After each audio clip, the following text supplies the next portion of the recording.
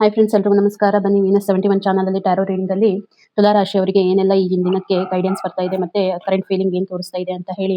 So ತುಂಬಾನೇ ಒಂದು ಭಾರವಾದಂತ ಮನಸ್ಥಿತಿಯನ್ನ ಹೊತ್ಕೊಂಡು ಹೋಗ್ತಾ ಇದ್ದೀರಾ.